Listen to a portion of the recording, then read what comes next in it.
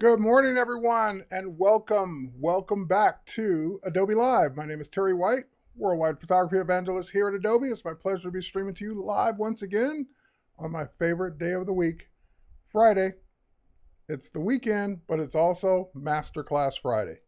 So for those of you who are new, if this is your first time joining us, welcome. If you're watching the replays, I love replay views as well. So thank you for being here one way or the other. Now, if you are joining us for the first time and you're watching from wherever you're watching from, if you're watching from YouTube, if you're watching from Facebook, LinkedIn, Twitter, wherever you happen to be watching from, you can hang out there. But if you want me to really see your chat or question, the chat that I pay attention to the most is the one at Adobe Live. So I see people like Mike and Steve and Wanan, hopefully I'm saying that correctly, and Jan or Jan, depends on which person it is. General Kenobi, Ozzy, welcome everyone. And if you're joining us from other platforms, welcome as well. But again, head over to Adobe Live, which you can sign in with your free Adobe ID, and that way you can participate in the chat that I will be looking at the most. Not to mention that I won't look at Kevin Stewart over there on Facebook saying good morning, but the Adobe Live one is the one that I'll pay attention to the most. All right, so what are we doing today? Today, if you haven't watched last week's stream, go ahead and do that. You don't have to leave right now. But I'm just picking up where I left off last week for the Lightroom Classic crash course. So I showed from the very beginning the best way to set up, in my opinion, Lightroom Classic for success for not only the first day, but for years to go. So if you want to get a good foundation on how to get Lightroom Classic set up, that's what the first part was all about. Now, we're not going to do any of that today because we did all that last week. Now we're going to get into the fun part of Lightroom Classic, which is using it, which is managing your photos, editing your photos, outputting your photos, all the things that Lightroom's good at. So that's where we're going to pick up where we left off. A couple things that I left off last week, we're going to pick up from there, but we're not going to do any of the stuff we already did. All right, so let's go ahead and dive right in since I've got your attention here and I don't see any big questions in the chat just yet. Let's go ahead and dive in. All right, and let's get rid of that banner.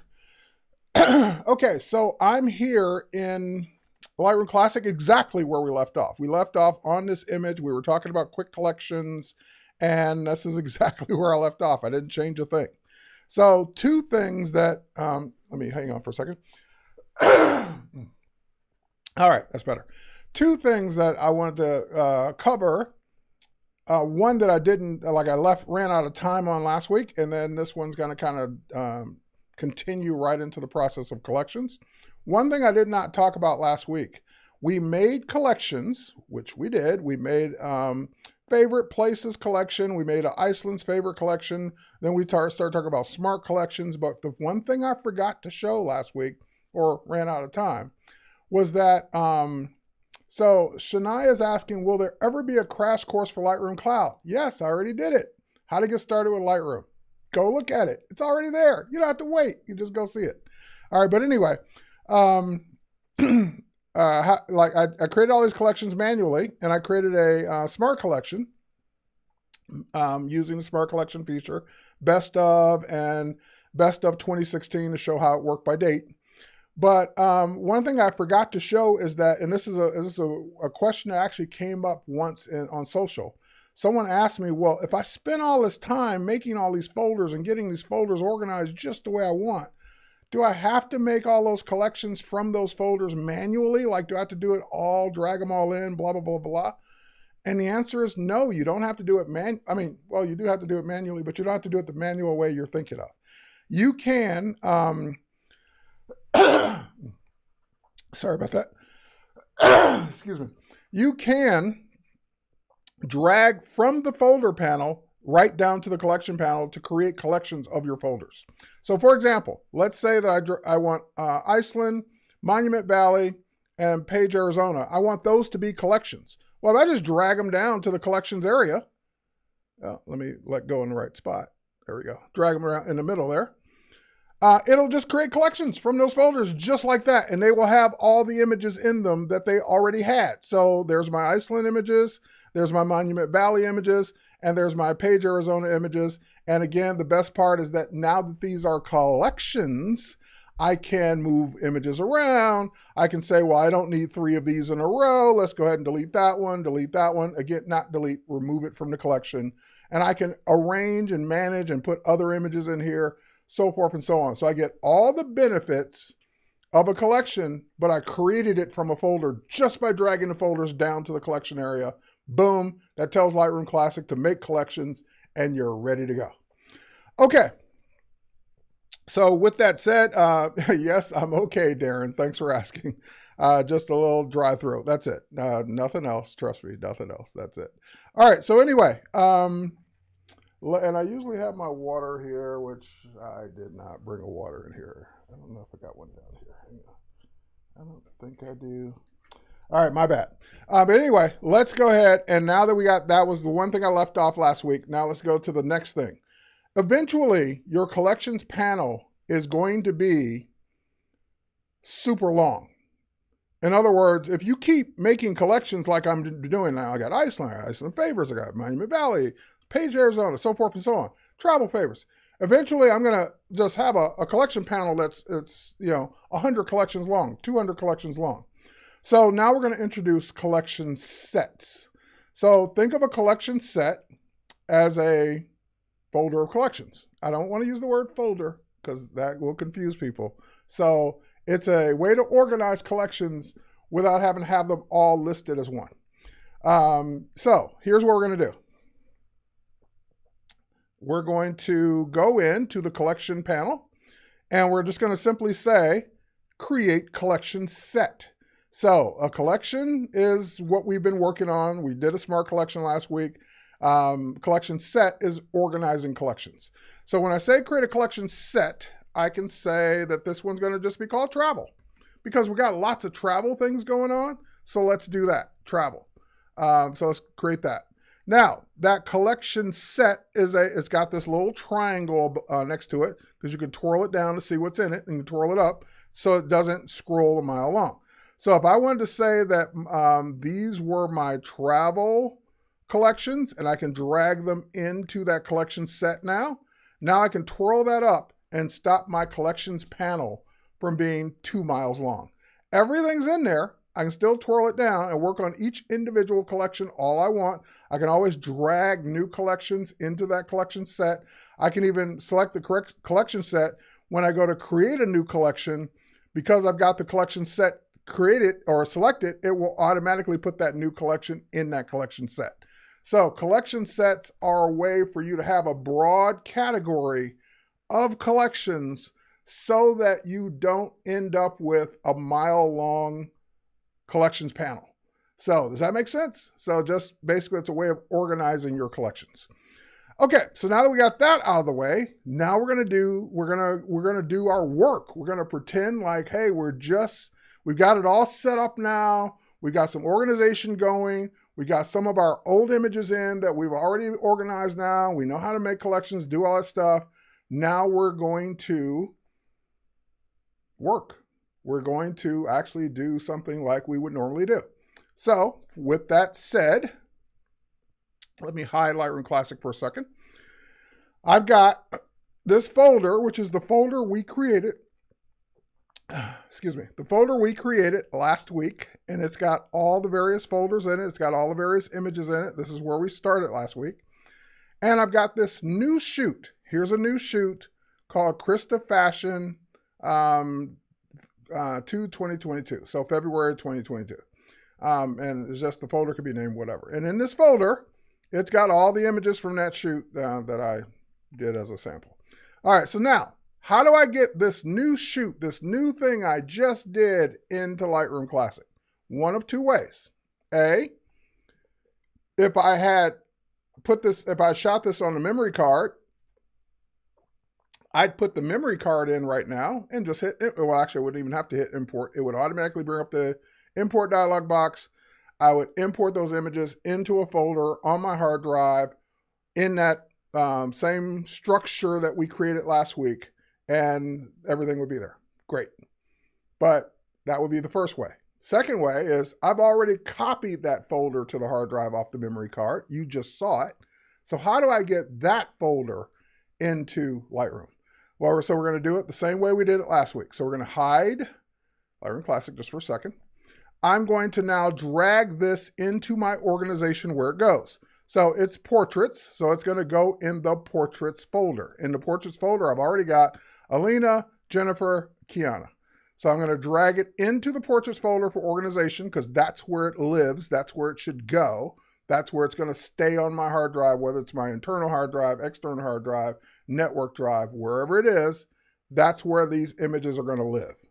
Now that it's there, if I go back to Lightroom, nothing happened. If I go into the portraits folder, let's get out of landscapes, let's get out of travel, let's go to portraits. It doesn't know it's there because like I said, it's not monitoring folders. It's basically you brought them in. It knows where those images were that you brought in, but it's not looking for new things to come in. You have to import them. So how can I import them? I could do it one of two ways. I could hit the import dialog box in the bottom left behind me here. So there's an import button right here. I could hit that, navigate to the folder, find the folder, tell it to import, add, so forth and so on, since it's already where it's supposed to be.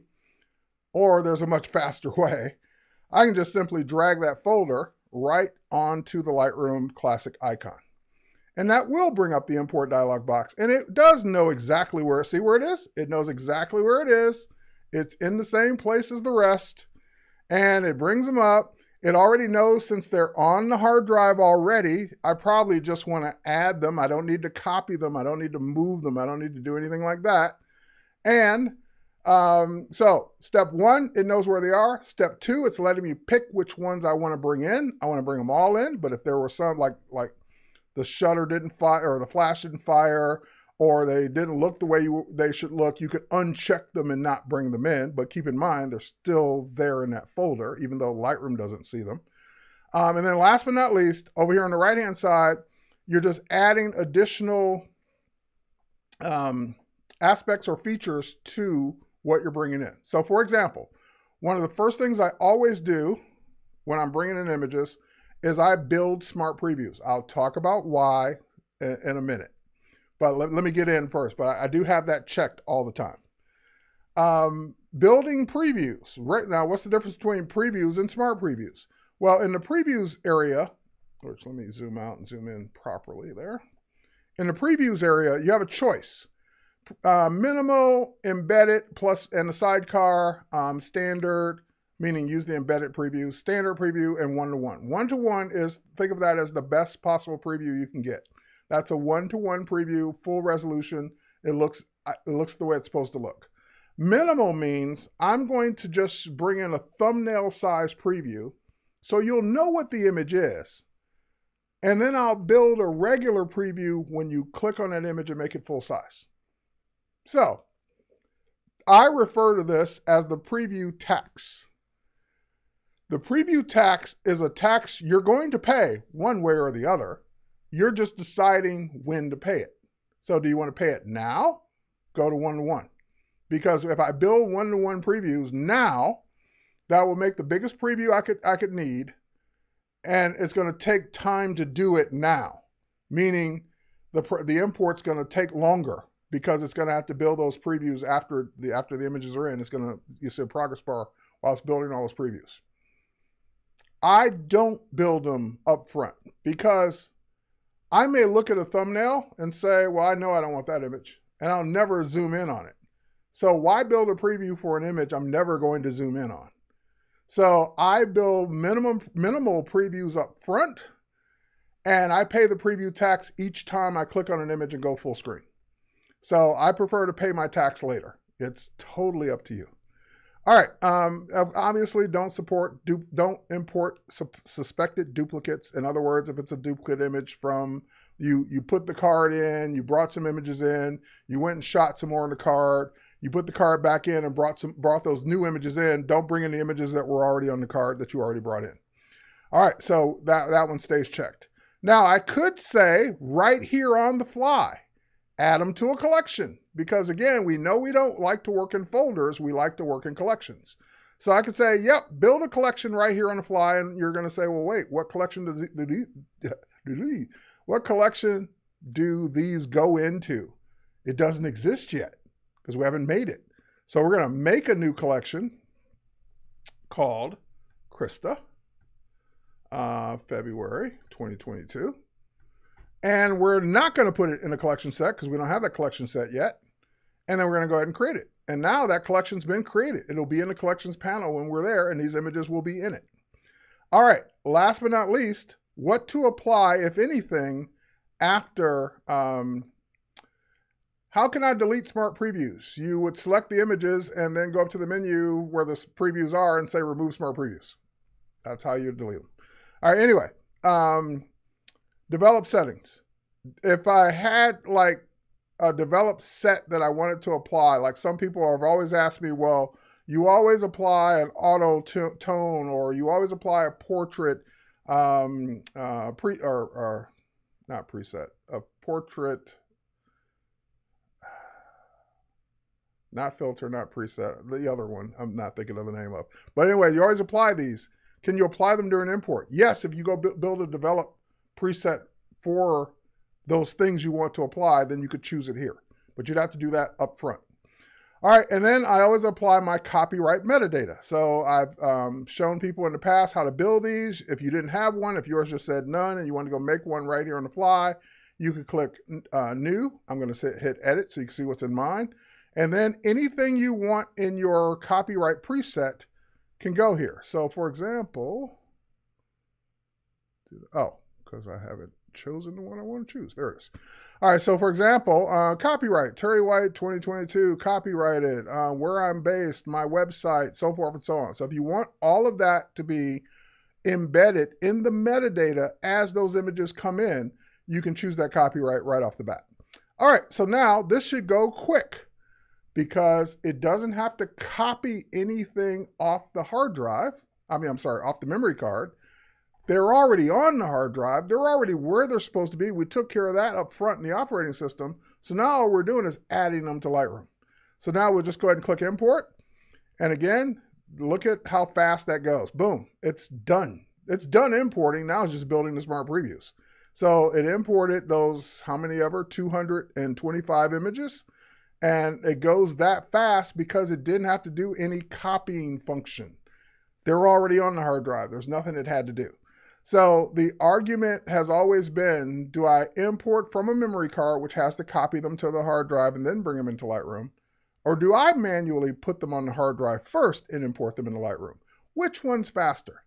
And I've had product managers in the past tell me that this method was faster. In other words, the copy operation in the operating system from the memory card to the folder is faster than what Lightroom does.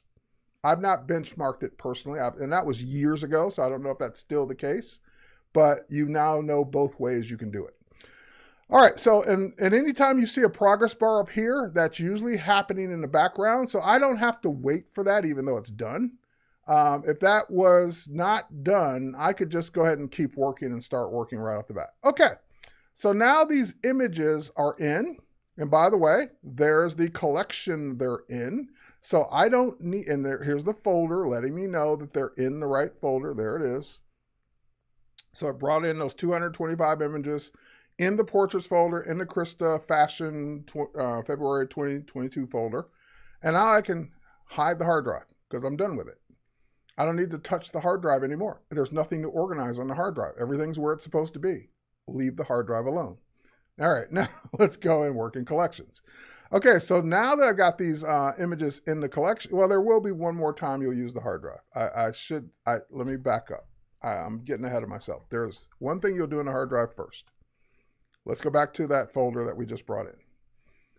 There's one thing that you do in the hard drive or in the folder that you don't do in the collection, and that is get rid of rejects. Rejects are images that you are not going to ever use. They're bad. The eyes were closed. The flash didn't fire. The image is totally out of focus. It's blurry. It's all these things. In other words, it's a reject. It's an image. It's a mistake. You've got a better one. Why would you keep the mistake? So in those cases, you're going to want to get rid of those images. So we're going to walk through that process first in the folder, then we'll get into organizing in the collection. All right, so, and let me do one thing really quickly here. I noticed there was there was one that had been yellow label on it before I had these in another catalog. Okay, so now they're all good to go. Okay, so let's pretend to walk through that process of, I did my shoot, I brought in 225 images, I want to go through, get rid of rejects, pick my favorites, so forth and so on. So let's walk through that now. All right, will you talk about finding missing images in Lightroom Classic?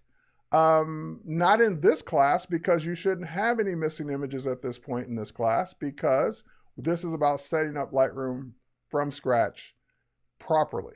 If you have missing images, that was already covered in another class of how to fix Lightroom disasters and things like that. So not in this class. David, go look at one of my other classes where I do cover that topic. All right, let's go on. All right, so how would I want to now go through these images and figure out which ones I want to keep, which ones I don't? Now, there's different views. So far, we've only worked in grid view. So grid view is the letter G on the keyboard for grid.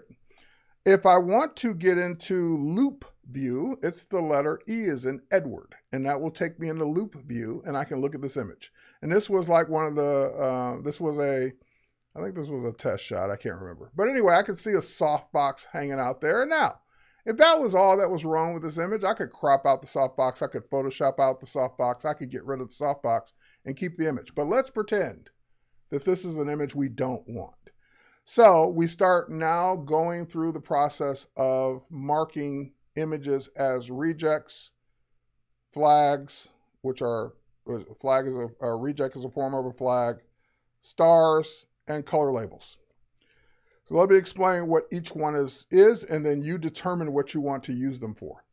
Tara, you are getting rid of rejects, but do they stay on the hard drive? We're going to cover that, Ozzy, in just a few seconds. All right, so anyway, this is a reject. Let's pretend it's a reject. I don't want it. So down here at the bottom, and I'm missing one. Hang on, let's get to color labels. There we go. Down here at the bottom of the screen, you've got two flags. You've got a pick flag and a reject flag, and all of these can be done with keyboard shortcuts. So letter P, letter X. Then you got stars, 0 stars, which is what we have now, 1 through 5, and again from the keyboard, 1 through 5 will give it a star. Then you've got color labels 6, 7, 8, 9, and this one doesn't have a keyboard shortcut. So you can apply color labels. Now, what you use those for is totally up to you. I'll give you what I use them for. You can use my method. You can make your own. I don't care. They're there. 3 methods of culling and picking images. You use them any way you want. Now, the one that's pretty unanimous and obvious is that a reject is a reject, no matter what your system is. So if I hit the letter X and mark that as a reject, when I go back out to the grid, it will have, number 1, it will have the reject flag in the upper left corner so I can see it visually. And number 2, it dims the photo. So the photo's kind of grayed out. So that's letting me know right off the visually that that's a reject. So rejects are rejects are rejects no matter what your system is. Now, what do I use the other ones for? So let's go to the next photo. I'm hitting the right arrow on the keyboard to go to the next photo. Let's say that I like this photo. Just again, pretending. I'm not saying I do or don't. I'm just going through the process. Let's say I like this photo. Then how do I tell myself later that I like this photo? In other words, how do I go back and see the photos I liked? That's what all the other things are for. So I could mark it with a pick. I could say letter P and mark it as a pick, and then go back and find all my picks, which are the white flags, and those will be all the ones I like. By the way, if you hit the letter U, you can unflag an image. So hitting the letter U, remove the flag. Oh, hang on. Hold on. There we go. I hit the letter T by mistake, which turns off the toolbar. Okay, so P and X for pick and reject. So pick would be one way I could do it. I can also say, oh my God, I really like this image, 5 stars. Hit 5, because we're used to a 5-star rating is something we really like. Oh, I really like it, but there's one thing I need to fix in it. 4-star rating. It's okay. 3-star rating. If you're marking things 1 or 2 stars, I would start to question why. Like, I know they're there. You can use them. I can hit the letter 1, and this could be a 1-star photo, but what's a 1-star photo?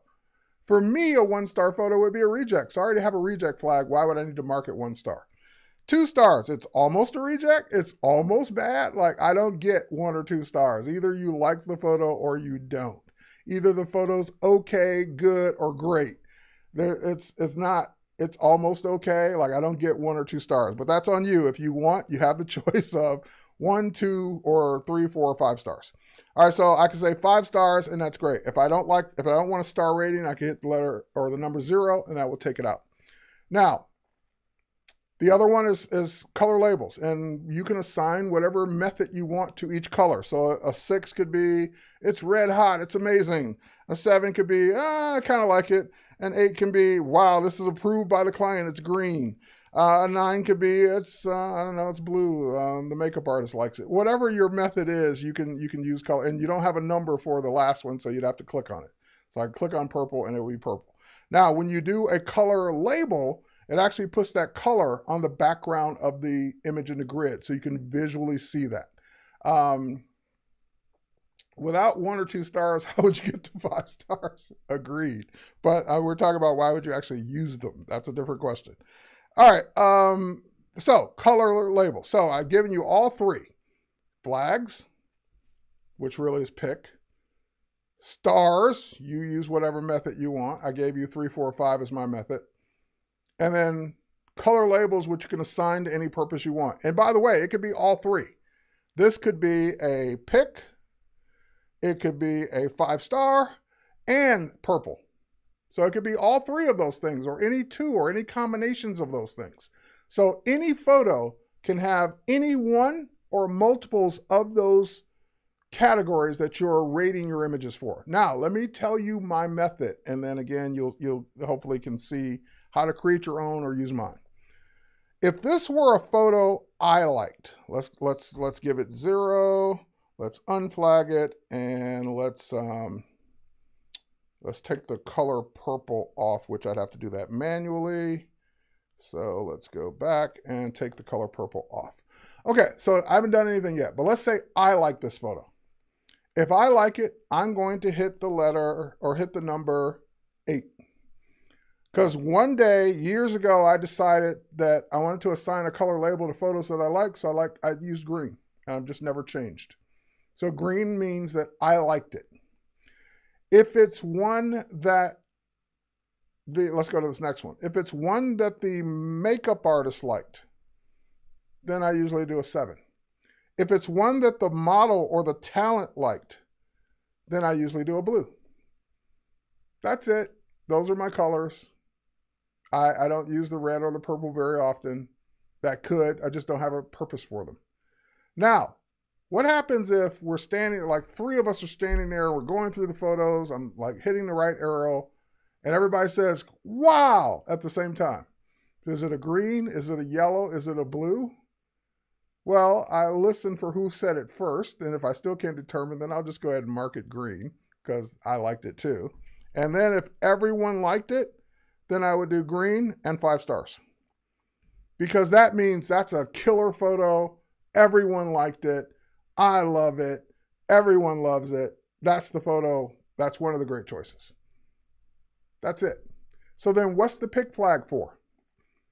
I gave you stars. I usually do 5 or 4 stars. I gave you my color label system, green, yellow, or blue. Then when would I use a pick flag? There's one reason I would use a pick flag. And the pick flag, I reserve the pick flag for the client. If the model is the client and I send the model a gallery and he or she sends me back their favorites, then I immediately go back and mark those as picks because that's what the client picked. If I'm the client, meaning it's my shot for me to use and no one else makes the decision but me, then I'll use the pick because those are my favorites. Plus I can use green or 5 stars, but if no one else is involved, I'll use a pick flag for me as well. So my pick flag is for the decision maker, the client, the paying person, the person that's like contracted the job, for them to decide which ones they want. That's what my picks are for. All right, so hopefully that makes sense. So let's say that Krista really liked this shot, and this is one of hers, so I hit the letter P. So that's a pick. Now, usually I give the client a certain number of things contractually, or if we're doing a just fun shoot, I give them a number that they can use, like a number of images they can pick. So let's say she gets 10. Then I know I'm never going to have more than 10 picks because she only gets 10. So pick your 10 favorite images from the whole shoot, all the looks, all the everything, and I'll have 10 picks at the end of the day. Now, that might mean I still have a bunch of yellows and a bunch of blues and a bunch of greens. I was definitely going to have some greens because I'm picking my favorites too, and they don't always agree. They don't always align with what the client picked. So maybe I like this one. So that's going to be a number 8. And I like the one she picked too. That's going to be a number 8. So it could be a pick and green. I liked it. She liked it. Great. And she chose it to retouch. That's the one she wants. So then we would go through. Let's say she likes this one. We'll do a pick there. And again, I'm just guessing. Oh, and by the way, let me finish the actual process. Let's go back. Now that we know the system, let's go back and start over. So loop view. And you can hit the right arrow key to take you to the next photo, and then you can hit whatever number or letter you want for a pick, reject, flag, number, star, whatever it is, except for purple, because you have to click that one manually, which is why I don't use purple, because I don't have a key assigned to it. And then away you go. So I would go through these, and let's say I don't like this one because she's looking too far off camera. So I mark that as a reject. Now, loop view has been the way we've done it for years, but you have another view that's even better. So if you hit the letter F, as in full screen, you can go full screen and not have to worry about all the stuff around it. Now, when you go through the photos, you still have the ability to press all the letters and numbers we talked about. So if this is a reject, I can hit the letter X, and I saw the brief reject thing pop up at the bottom to confirm that I hit the letter. Reject. Reject, and I'm just, again, there's nothing wrong with these. I have to mark some as rejects because I have to for the class. Reject, reject, because her eyes are definitely too far over. That would be a reject in my opinion. I don't like the way I cut off her fingers, so that would be a reject from the photographer standpoint. I don't like the photography in that one. I don't like the way her arm is cut off, so that's a reject. So now I'm being nitpicky about my own work. I don't like her fingers being cut off again. Reject, reject, reject, reject. No amputees. There we go. That's good. That's okay. It's okay. Don't like the arm cut off. So now I'm just going through the photos, hitting the right arrow each time, and marking whatever I want. Reject. And again, I'm just being nitpicky. Let's say I like this one, so I'll hit the number 8 for green. All right, and if I don't hit anything, it's okay. I just didn't choose it for any reason. So you don't have to give every photo a rating. And I'll tell you why in a minute. All right, so let's see. This one, the eyes look almost closed, so reject. It's off center, too much, reject. That one's better, that one's actually, okay, so now I run into 2 photos that are almost identical. This one's off a little bit, so I'll reject that one because I got a better one. So I can go back and forth and say, oh, well, I've got a better one, reject the one before that one. Okay, I think she was in the middle of getting ready to move her hand, so that's a reject because that's not really a pose. Reject. Now again, soft boxes in there, the roll of papers on the top of her head, those things can be fixed, so I'm going to leave those. Okay, cool, cool. Don't like the eyes there.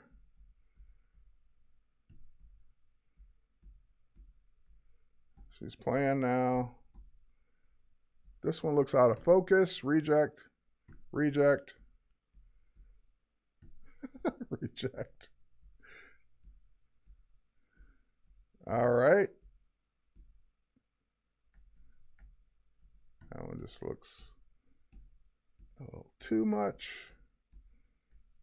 Like she's pulling something out of her mouth there. Reject. Hands cut off. Reject.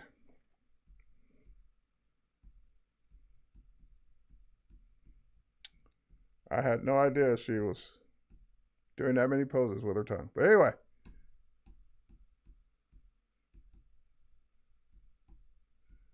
All right. And I like this one. 8. Reject.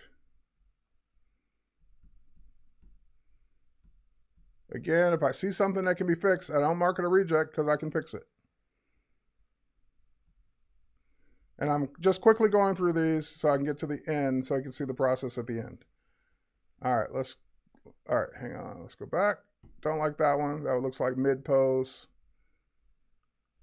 Don't like, actually that one's okay. So I hit a reject by mistake, hit the letter U to unflag it.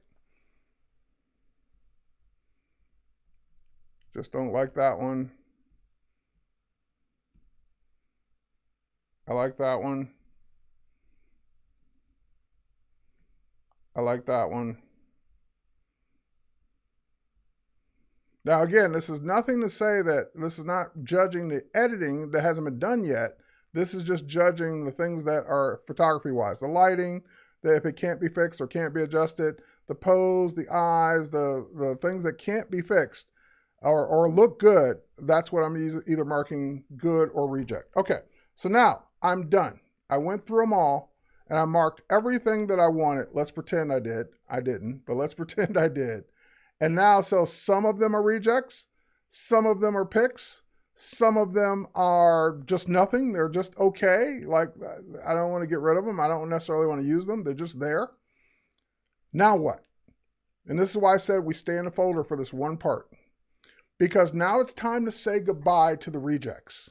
So someone asked earlier, when you get rid of the rejects, do they stay on the hard drive? We're about to answer that question right now. So now I've gone through 225 photos and I picked some that I liked, but I picked a lot that I don't want, meaning I'm never going to use. I don't want, they're dead to me, like I just will never do anything with them. So in Lightroom Classic, you have a keyboard shortcut. On the Mac, it's Command Delete. On PC, it's Control Backspace. Command Delete, Control Backspace on PC will bring up this dialog box. Do you want to delete the 33 rejected master photos from the disk or just remove them from Lightroom? So this is where you get to decide if you are confident in your choices or not. And I always make this joke. If you're an adult, if you're like, in other words, if you're not chicken, meaning, well, I don't know. I don't know if I really want to get rid of them, then why'd you mark it as a reject? That's all. That would be my retort back to you. If you're not sure, then don't mark it as a reject. A reject says, I'm sure that this photo is bad and I'm never going to use it. If the question comes up, well, I might, they may, if you're indecisive, then don't mark it as a reject. That's simple as that. So these are rejects I know I do not want, so I never, ever, ever hit remove from Lightroom. I hit delete from disk. Because when you hit delete from disk, that not only removes them from Lightroom, it takes them out of that folder and throws them in your operating system trash or recycle bin. So the next time you empty your recycle bin, they are gone. They are no longer taking up space. They are gone. So that's another thing, to be sure that you're marking rejects as rejects and not just plain, I kind of don't like it. Then if you kind of don't like it, but you might like it, then don't mark it as a reject. All right, so if I hit delete from disk, which is the way I always do it, I never ever take the chicken way out. If I hit delete from disk, this is why you do this in a folder, because if you do this in the collection, you can't delete from disk. That's why. Delete. They're gone. So now instead of 233, I have 192. Now I can get out of the folder because those 192 are the same as the collection. Because if it's deleted everywhere. It's deleted from the folder. It's deleted from the collection. It's gone. They're in the trash. They're gone for good. And well, once you empty the trash, they're gone for good. Okay, so now I can go work in the collection. Now I can go do the things I want to do to the photos in terms of organization. So I'm left with the okays and the goods because I got rid of the bads. The bads were the rejects. So now let's say I want to decide what to edit. Well, obviously I'd want to edit the pics because those are the ones the client chose. And then I might want to edit mine because those are the ones I chose. So that's where the filtering at the very top of Lightroom Classic comes in. You have filtering based on text. You could type in keywords. You could type in things you want to filter on. You have filters based on attributes of the photo. In this case, these attributes that we just went through. You have metadata you can filter on. I can say, give me all the ones that that were shot with a particular lens, a particular camera on a particular day, on a particular lens, whatever. You can do that. And then none. So we're going to go back to attribute. And we're going to say, give me all the pics. Great. There's got to be more than that. Listen, hang on.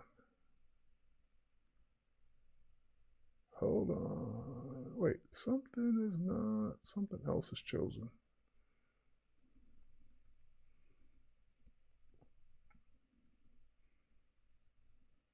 I do have more than one pick, right? Or don't I? Oh, maybe I don't. Because I was like, wait, shouldn't there be more than one? I thought I picked more than one thing. Maybe I didn't. All right, so let's go give some picks.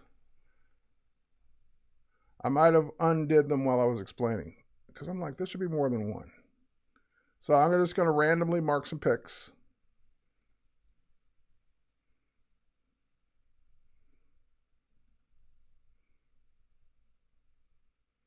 All right, let's mark that a pick. And let's go in and mark that. Okay, so now I got more picks. Now I can go up and say, yeah, there we go. Show me all the pics. It was only showing me one. I was like, I got more than one. All right, great. Show me all the pics. And if I say show me all the pics and greens, those are mine.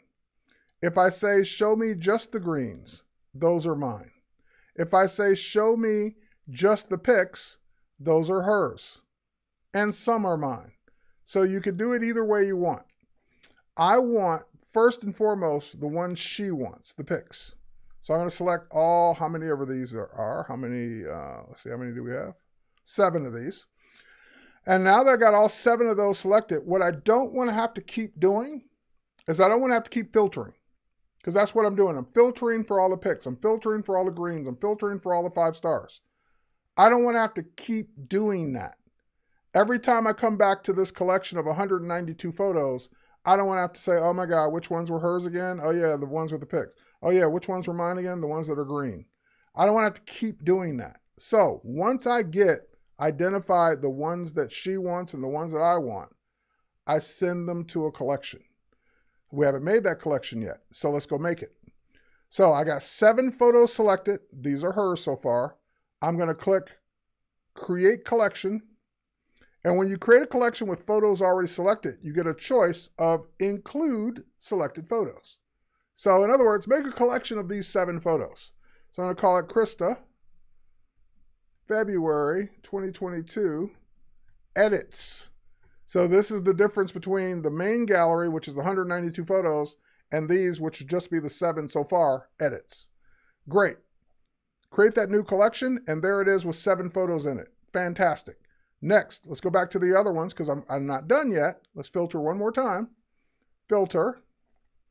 Not the pics, I want the greens, which may include some pics. That's okay. So now I'm going to select all the greens, which some of them are pics, and drag those into the edits. And it can't put the same photo in a collection twice. So that's why it's okay to do it in multiple passes, because even though 3 of these are pics, they're already in the collection. So it won't add them again. They're already there. So now when I go in, these are the 11 photos to edit. These are the 11 that constitute what I liked, what she liked, and what we both liked in some cases. All right. So there we go. Now we're done with our choices and her choices. And we have them in a new collection. And that new collection is independent of anything else. So whatever I do here in terms of organization only happens here. So if I say, for example, that this was the best photo, I want to work on it first, I can drag that one up front. That does not change anything else. It does not change the original collection they were in. It does not change the folder at all. It only changes this one collection. Great. So now this is the photo that I want to work on first. Next, now that we culled, we made our choices, we put them in a new collection, we can now do our editing. And then there's only a couple things left, editing and delivery. So let's say we're not going to get, of course, get to edit all these photos. But let's say I want to edit this one, and there was another one I wanted to edit. Oh, we'll do this one. Okay, I want to edit this one. All right, so now let's do this first one. Hit the, well, I can hit the letter D for develop, or just click on develop. And then I start going through the kinds of things I want to do first. So first and foremost, I might fix the white, by the way, let's reset this one because it might already have some edits on it. Reset. Okay, great. It's good. All right, so next, I might want to fix the white balance on it. So I just click the white balance eyedropper anywhere where it should be white, gray, or black. So gray would be what I'd be looking for, but I know this image doesn't have anything gray in it. Now, the next thing I still may do is I still may adjust the temperature manually to kind of cool this image off just a little bit more. And I may also reduce the vibrance in this photo a little bit more. And I'm just looking at skin tone here. I'm just getting the skin tone the way I want it.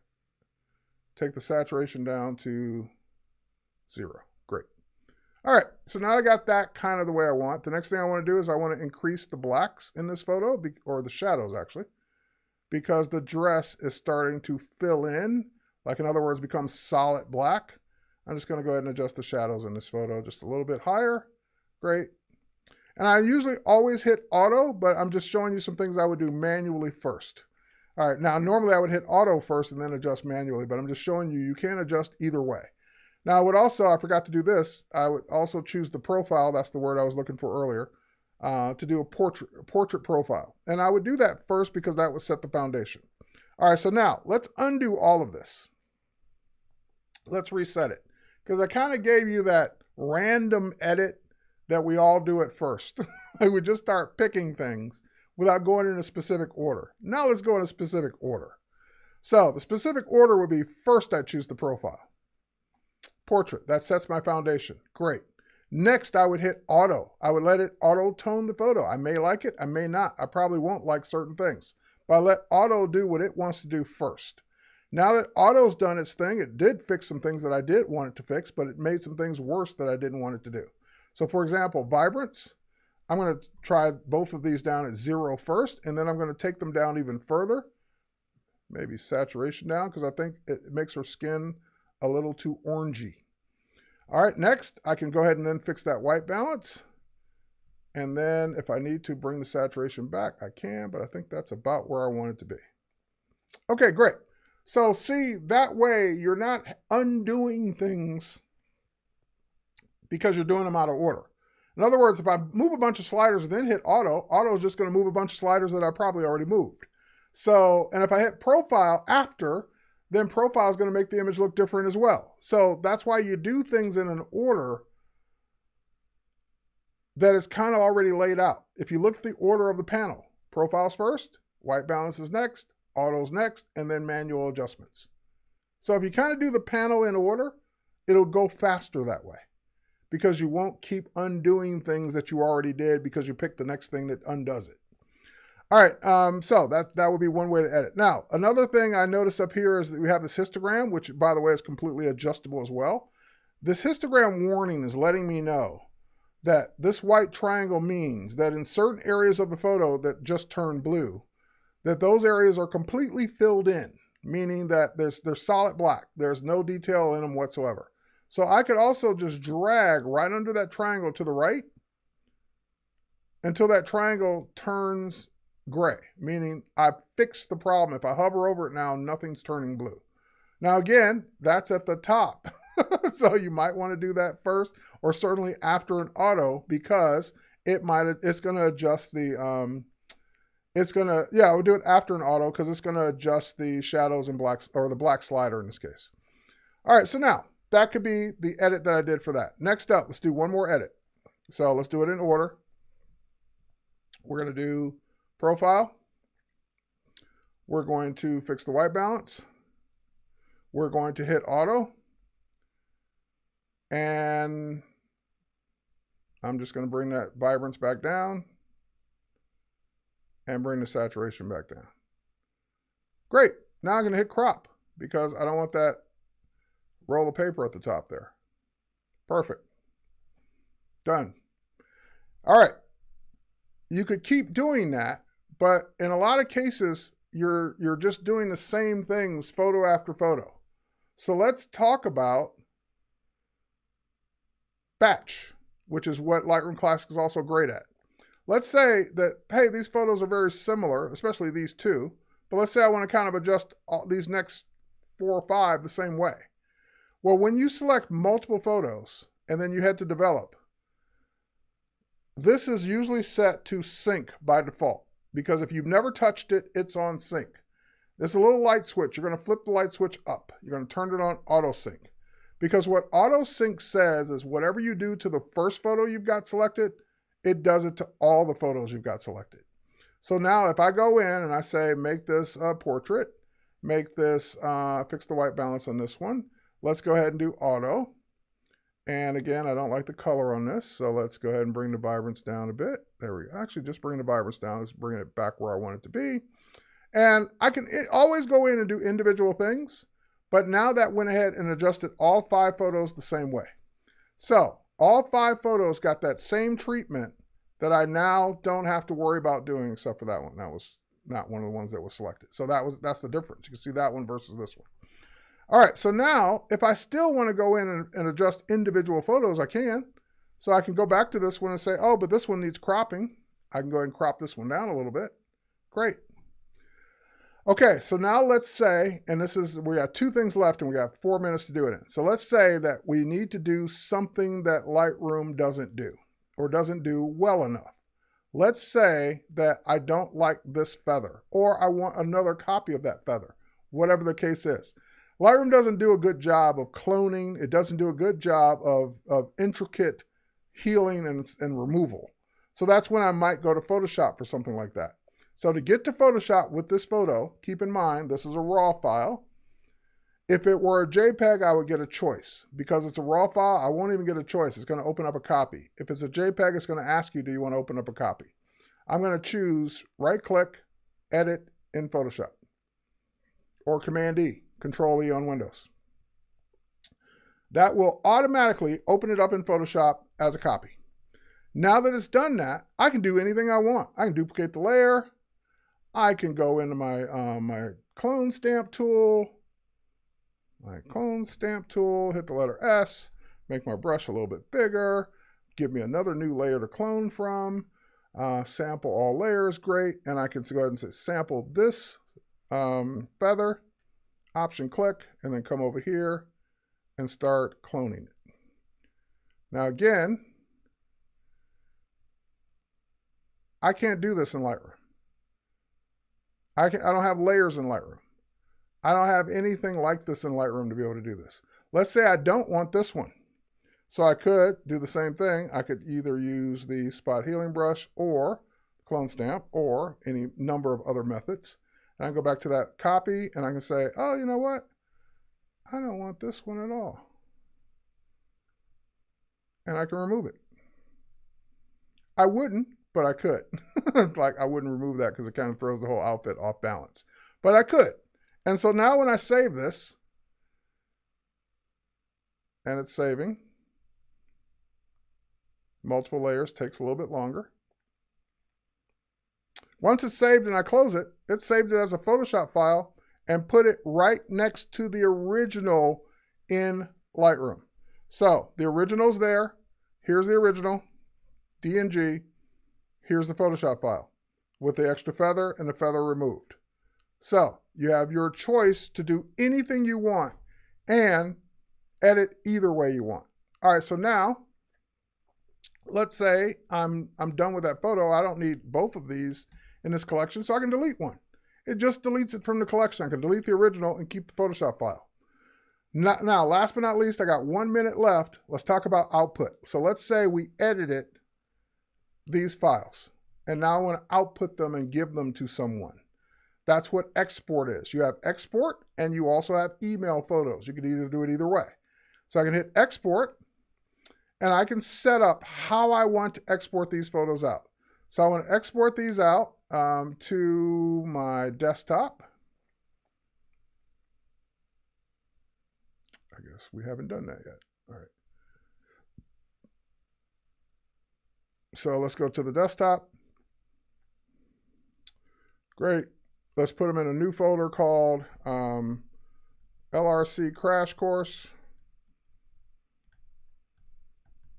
And I want to output these as JPEGs, no matter what format they were, PSD, RAW file, whatever. I want to output them as sRGB, and I want the quality to be 100. I want them to be a good quality, but I want the size to be limited to, I do want to resize. I want the size to be limited to the size recommended for Instagram, which is 1080 pixels on the longest edge, and at 72 pixels per inch. Okay, great. Don't sharpen, don't do anything, and I only want my copyright and contact info, no extra metadata, and show me when you're done. Now, when I hit export, it's gonna show me those 7 photos. Once it's done exporting, boom, there they are, and each one is 1080 pixels on the longest edge, and they're JPEGs, and they're ready to send to the client and ready to do whatever I want.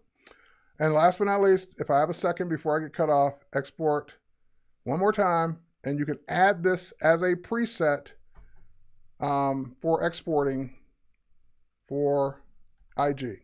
And that way you can just choose that preset next time without ever having to do it manually. All right, with that said, cheers everybody. Thanks for watching. Hope you enjoyed the crash course, and we'll catch you on the next one. Bye everybody.